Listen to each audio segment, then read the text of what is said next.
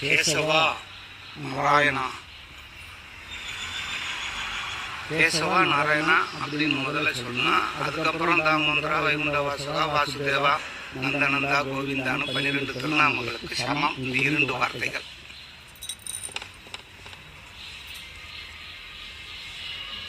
திருநாமம் இடுவது என்பது லேசல்ல. இதை இடுவதற்கும் அந்த பாரம்பரியம் என்று ஒன்று உண்டு. அவர்களிடம் வாங்கி கொண்ட மிக சிறப்பாக